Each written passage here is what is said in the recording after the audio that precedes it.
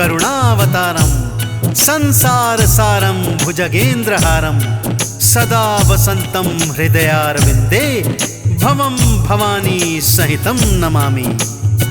भक्तजनों, आज हम भगवान भोलेनाथ की कुछ कथाओं का वर्णन करने जा रहे हैं कि किस प्रकार से भोलेनाथ अपने भक्तों पर कृपा बरसाते हैं। देवों के देव, दानियों के दानी भक्तों के लिए इतने दयालु क्यों हो जाते हैं? कोई भक्त सच्चे मन से यदि इनकी साधना करता है तो उसे वर देने में भोले बाबा देर नहीं लगाते। तो आइए सुनते हैं शिव भक्तों भगवान भोलेनाथ की ये पावन संगीतमय कथाएं। भोलेनाथ देवों के देव हैं, तभी तो कहते महादेव हैं। सच्चे मन से जो इन्हें ध्याए,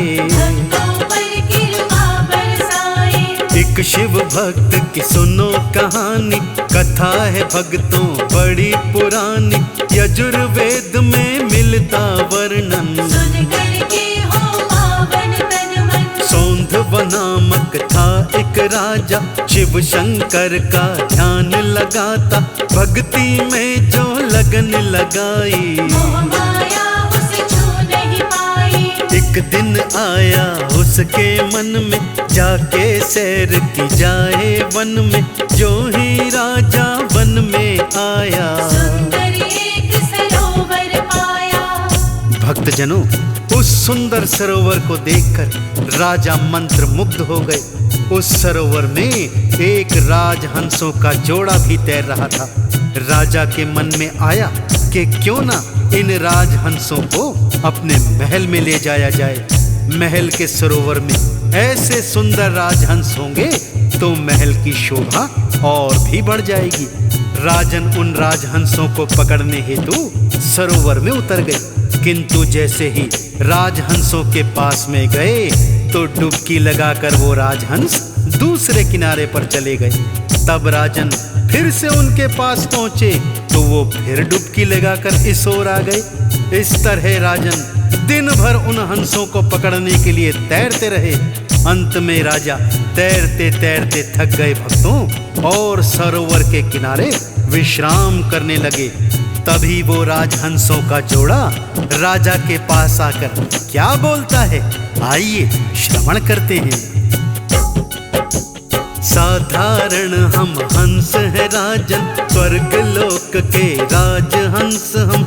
अगर हमें ले जाना चाहो,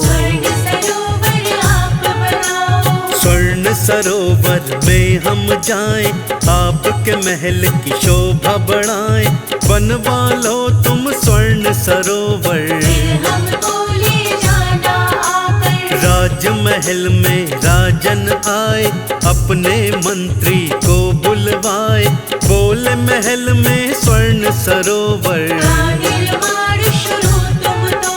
मंत्री ने उनको समझाया। आपके पास ना इतनी माया, इतना सोना कहाँ से लाएं, राजकोष खाली हो जाए। भक्तजनों, राजा को तो उन राजहंस के जोड़े ने इतना मंत्रमुग्ध कर दिया था कि वो किसी भी सूरत में उन्हें अपने महल में लाना चाहता था।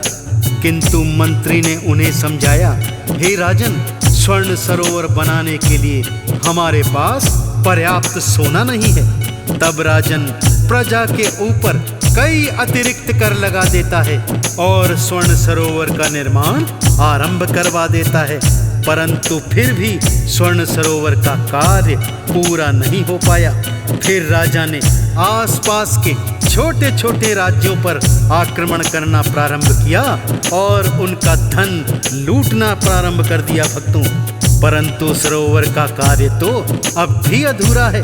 अब और अतिरिक्त कर लगाने के अलावा राजा के पास कोई चारा नहीं था। राजा ने अनेकों अन्य कर प्रजा पर थोप दिए भक्तों, और हंसों की चाहत में वो भगवान शिव की भक्ति भी भूल गया। जो राजा थे धर्मपरायण, वो ही दो हंसों के कारण कर्तव्य है भूले अपना। प्रजा उन्हें देती थी दुआएं, अब वो उनसे ही तंग आए, लगी निकलने मन से बद्दुआ। नहीं हुई है फिर वहाँ वर्षा, दाने दाने को हर कोई तरसा, राजा ने पंडित बुलवाए, राज पुरोहित ने बतलाया, एक महर्षि वन में आया, उस ऋषिवर का अभू नाम है, वो कुछ कर सकते समाधान है। भक्तजनों, इस प्रकार राज पुरोहित के समझाने पर राजन ने ऋषि अभू के आश्रम में जाने का फैसला किया। ऋषि अभू उन्हें बताते हैं कि हे राजन, आपने मात्र 2 हंसों को पाने की चाहत में अपनी प्रजा के ऊपर अतिरिक्त करों का भार डाल दिया है। इससे आपने शिव भक्ति का मार्ग भी अवरुद्ध कर दिया है, जिसके कारण ही आपके नगर में ये घनघोर अकाल पड़ा हुआ है। इसका मात्र एक ही उपाय है, आप भगवान भोलेनाथ के नाम पर एक महायज्ञ करवाएं और भगवान भोलेनाथ से क्षमा याचना करें। महर्षि अभू के कहने पर राजन ने यज्ञ अनुष्ठान प्रारंभ कर दिया भक्तों, और ब्राह्मणों ने भोलेनाथ का यज्ञ प्रारंभ कर दिया। ब्राह्मणों ने शुरू यज्ञ कराया, राजा और रानी को बिठाया, आहुति जो यज्ञ में डारी, अग्निदेव ने ना स्वीकारी। तब राजन चिंता में पड़ गए, अग्निदेव क्यों रुष्ट हो गए, लगे पूछने राजा से ब्राह्मण, मुझे बताओ इसका कारण। ब्राह्मणों ने तब ध्यान लगाया और राजन को ये बतलाया, जो वस्तु है आपको प्यारी, हो ही जाएगी स्वीकारी। राजा ने जोड़ा था जो धन, अग्निदेव को किया समर्पण, अग्निदेव फिर भी ना आए, देख के राजन है चकराए। भक्तजनों, राजा ने जितना भी धन स्वर्ण इस सरोवर को बनाने के लिए एकत्रित किया था, वो सब आहुति में अग्निदेव को समर्पण कर दिया, परंतु इस पर भी अग्निदेव प्रकट नहीं हुए। तब राजन ने सोचा, अब तो मेरे पास सबसे प्रिय वस्तु मेरा अपना स्वयं का शरीर ही है, क्यों ना उसे ही मैं अग्निदेव को समर्पित कर देता हूँ, अपनी काया समर्पित कर दूं।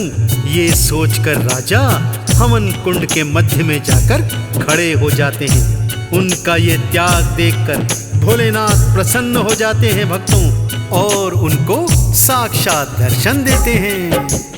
ये थी राजा परीक्षा तुम्हारी, तुम तो प्रजा के हो हितकारी, मन में जागा प्रलोभन ये है, परीक्षा लेनी बड़ी कठिन है। प्रलोभन हुआ दूर तुम्हारा, हमने भक्ति को स्वीकारा, तेरे राज्य में वर्षा होगी, नहीं अकाल पड़ेगा कभी भी। भोले ने वरदान दिया है, भक्तों पर एहसान किया है, भोलेनाथ तो है वरदानी, भक्तों की सदा विनती मानी। भक्ति पथ से भटक जो जाते, भोलेनाथ ही रास्ता दिखाते, ये थी भक्तों एक कहानी, अब तुमको दूजी है सुनानी।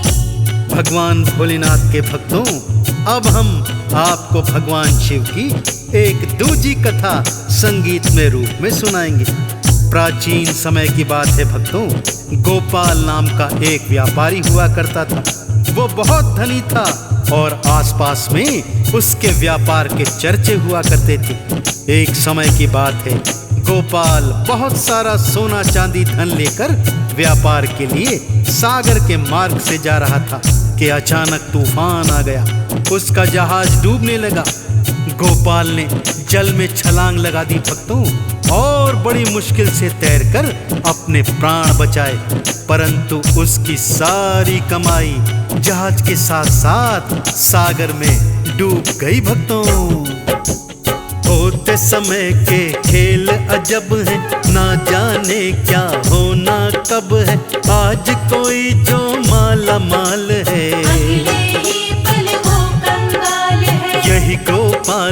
साथ हुआ था, सारा ही धन डूब गया था, पानी में गई सारी कमाई। जान बड़ी मुश्किल बच पाई। भटक रहा है भूखा मरता, जंगल जंगल में वो फिरता, कच्चे पक्के फल थे खाए और झरने में प्यास बुझाए। बड़ा ही जो धनवान था कल तक, चला नहीं था कभी पैदल तक, पाँव में पड़ गए उसके छाले और पड़े खाने के लाले। भक्तजनों, इस तरह गोपाल बहुत दिनों तक भूखा प्यासा वनों में भटकता रहा। कटीली राहों में चल चल कर उसके पांव लहू लुहान हो गए थे। भक्तों, भटकते भटकते एक मंदिर के पास में आया, जहां एक साधु धूनी रमाए बैठा था। गोपाल ने जाकर साधु को प्रणाम किया। साधु ने पूछा, हे परदेसी, तुम कौन हो और ये क्या हाल बना रखा है? अपनी तो गोपाल ने सारी कहानी साधु को बता दी। साधु परम शिव भक्त था। उसने पहले तो गोपाल को खाने को एक तुम्बा दिया। गोपाल तो कई दिनों का भूखा था। उस तुम्बे को ही 56 भोग समझकर प्रेम से खाने लगा। उसने साधु का आभार प्रकट किया। साधु ने देखा गोपाल के हाथ पर श्वेत कोड़ के निशान थे। ये देखकर साधु उनसे कुछ पूछने लगते हैं। भक्तों, तुमको जो ये कोड़ हो गया, बुरा कर्म तुमने कोई किया, चुरा ले जो औरों का सोना, करता है उसे कोढ़ी होना। हे परदेसी कुछ न छुपाओ, मुझको सब सच सच बतलाओ, सोना किसका तुमने चुराया, जो ये करने का फल पाया। सोच रहा गोपाल ये मन में, कभी तो मैंने न किया जन्म में, सोना किसी का नहीं चुराया। एकदम उसे याद है आया। एक व्यापारी उसका मित्र था, उसके संग व्यापार वो करता, मृत्यु अचानक उसकी हो गई, छोड़ गया अपना सोना भी। भक्तजनों, तब अचानक गोपाल को याद आता है कि उसका एक साथी व्यापारी था जो उसके साथ मिलकर व्यापार करता था। अचानक ही उसकी मृत्यु हो जाने के कारण वो अपना सारा सोना गोपाल के पास में छोड़कर मर गया था। गोपाल ने उसके पुत्रों को उसके बारे में कुछ भी नहीं बताया था और उसी सोने से अपने व्यापार को आगे बढ़ाया था। उसने साधु को सारी सच्ची बात बता दी। साधु कहने लगे, तुम्हें इसीलिए कोढ़ हो गया है, तुम उस व्यापारी के पुत्रों को उनका सारा सोना लौटा दो। गोपाल कहने लगा, परंतु आज मैं तो खाली हाथ हूँ, मेरा सारा धन इस सागर में डूब गया है, अब मेरे पास तो खाने तक के लाले पड़े हुए हैं, तो भला उन व्यापारी पुत्रों को मैं सोना कैसे लौटाऊंगा। साधु ने कहा, तुम निश्चय तो करो, सब ठीक हो जाएगा। और साधु ने अपनी धूनी से थोड़ी सी राख लेकर उसके माथे पर लगा दी। गोपाल अपने घर की ओर चल पड़ा। भक्तों, मन ही मन उसने निश्चय कर लिया था कि वो सही समय आने पर अपने साथी व्यापारी के पुत्रों को सारा सोना लौटा देगा।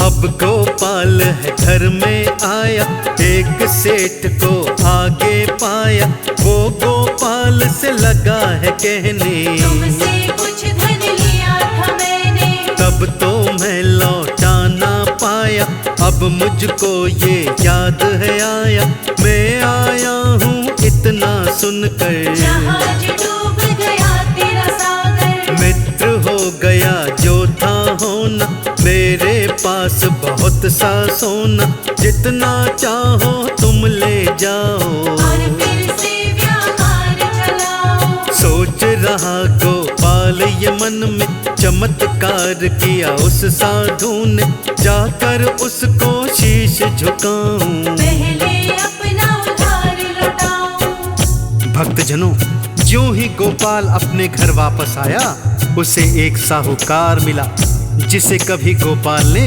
कुछ धन दिया था।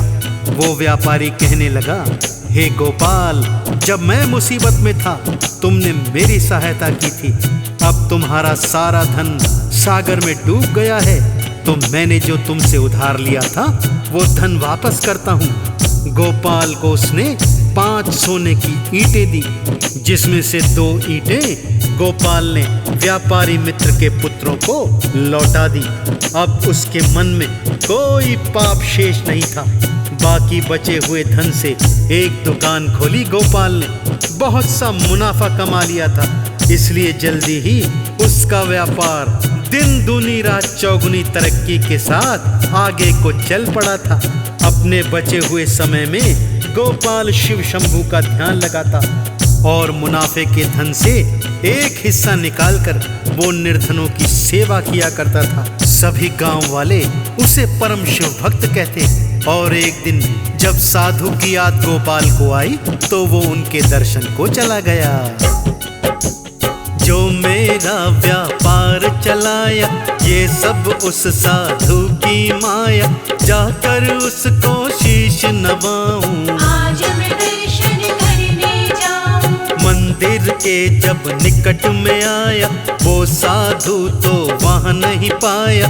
लगा सोचने ये गोपाल है, बीत गए अब कई साल है। दर्शन करना मैंने चाहा पर वो साधु न मैंने पाया। मन ही मन गोपाल ये बोले, तुम ही रक्षक सबके भोले। चमत्कार हुआ उसके साथ है, सामने उसके भोलेनाथ है। श्री चरणों में शीश नवाया, वो तो भूला नहीं समाया। तो देखा आपने भक्तों किस तरह देवादिदेव भोलेनाथ अपने भक्तों की परीक्षा लेते हैं। और जब फिर वही भक्त सच्ची श्रद्धा और भक्ति से क्षमा याचना करता है तो भोलेनाथ उस पर अपनी कृपा की बरसात किया करते हैं। इसीलिए यदि आप भी भोलेनाथ की कृपा प्राप्त करना चाहते हैं तो हर सोमवार भगवान शिव के मंदिर जाइए, गंगा जल से शिवलिंग को स्नान कराइए, बेल पत्र भांग धतूरा चढ़ाकर उन्हें प्रसन्न कीजिए, चंदन तिलक लगाकर उनका सम्मान कीजिए। फिर देखिए भोलेनाथ किस तरह आप पर कृपा लुटाएंगे। एक बार दोनों हाथ खोलकर मेरे साथ बोलिए, बोलिए देवाधिदेव भगवान भोलेनाथ की।